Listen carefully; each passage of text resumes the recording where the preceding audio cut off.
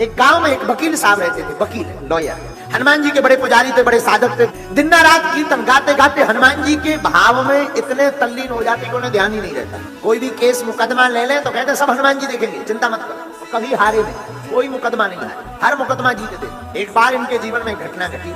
हम आपको कोई बहुत पुरानी बात नहीं सुना रहे हैं, ये घटना सत्य घटना पर आधारित है। आगर मालवा जिले श्री बैजनाथ मंदिर है, वहां की चर्चा हम आपको बता रहे हैं। वही कोई 50-60 साल पहले एक बार एक व्यक्ति का उन्होंने मुकदमा लिया, केस को सुना, समझ गया ये मुकदमा सत्य है, ये जो व्यक्ति बोल रहा है ये निर्दोष है, इसको कहीं सजा ना हो जाए। बोले ठीक है भाई, चिंता मत करो, साहब प्रभु लीला करेंगे, लाओ हम तुम्हारा मुकदमा लड़ेंगे और तय है जीतोगे। उस व्यक्ति ने हाथ जोड़कर कहा क्षमा करना, सबका कहना है कि हम ये मुकदमा नहीं लड़ेंगे, हारेंगे, आप उल्टी बात बोल रहे हैं। वकील साहब ने कहा कि विजय होंगे, केस हम जीतेंगे। लोगों ने कहा पागल हो गए, इसके ऊपर मर्डर का केस है, 302 का केस है, मर्डर के साक्ष्य प्रस्तुत हो गए, गवाह प्रस्तुत हो गए। जिस वकील के पास उसने केस रख रखा था उसने भगा दिया कि तू भाग, हारना तय है, मैं अपना नाम क्यों खराब करूं, तुझे सजा निश्चित। लेकिन ये वकील ये कहते हैं हमने बाकिया सुन लिया, तू निर्दोष है तो तू सच बता। बोला मैं निर्दोष हूं। बोले जा तू जीतेगा।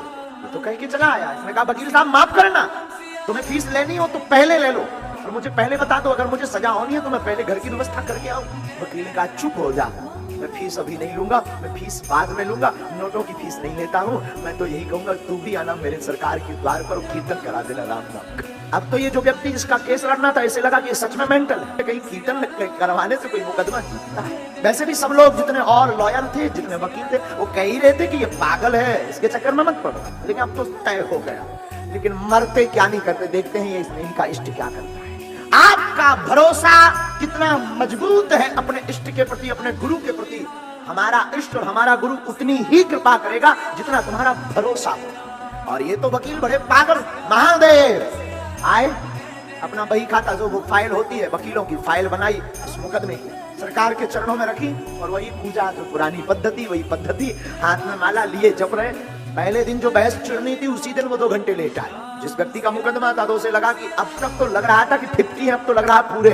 2 घंटे बाद कोई आ रहा है, जज चिल्ला रहा है। अब जज छोड़ेगा थोड़ी ना, सजा हो रही होगी तो ये आजीवन करवा कर मानेगा। पहले तो कम से कम 20 साल की ही होगी। जज बैठा है, मजिस्ट्रेट बैठा है, इसके अंदर कोई भय नहीं, कोई डर नहीं कि मैं देर से आया हूं। मानो यूं मान के चलो कि उसका बाप तो वो अपनी मस्ती में डूबा हुआ आया। जिस आदमी का मुकदमा था उसे लगा कि यार फंस गए, अब फाइल भी लेते नहीं बनता, बहस जारी है, कल परसों में उसका फैसला होना है। तब तक जज ने कहा कि अब तक क्यों आए। इसने एक शब्द में बोला माय लॉर्ड क्षमा करना, मैं अपने सरकार की सेवा में था, इस जज के ऊपर भी एक दूसरा जज है, मैं उस मजिस्ट्रेट के संरक्षण में था जिसका ऑर्डर तुम भी स्वीकार करते हो। जिस आदमी का मुकदमा था उसे लगा कि बताओ लो इससे भी बहस।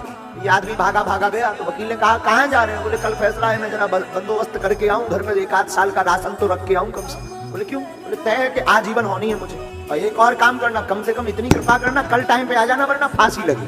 वकील ने उस साधु पुरुष ने मुस्कुराकर कहा जाओ कोई व्यवस्था मत करके आना, तुमको सीताराम कहकर आना। दूसरा दिन हुआ और हद पार हो गई। दूसरे दिन तो और बड़ी बारी लीला हो गई। ये मंदिर गए, मंदिर में सरकार के पास बैठे, हनुमान चालीसा में ऐसा मन रम गया, ऐसा मन रम गया, ऐसा मन रम गया कि कब कोर्ट का टाइम हो गया, कब निकल गया खबर नहीं। कोर्ट का टाइम 20 मिनट से, इसे ध्यान आया, आंख खुली, भागा भागा लेकर के फाइल पहुंचा तो मारा गया। अंदर गए, जज सामने बैठा हुआ था, क्षमा मांगे, माफ कीजिए, आज फैसला था, मैं टाइम पे नहीं आया, पूजा में बहुत ज्यादा व्यस्त रहा। जज साहब बोले तुम पागल हो गए क्या? आज जैसी जो वकालत की बहस तुमने की जिंदगी में किसी वकील ने हमारे सामने नहीं की।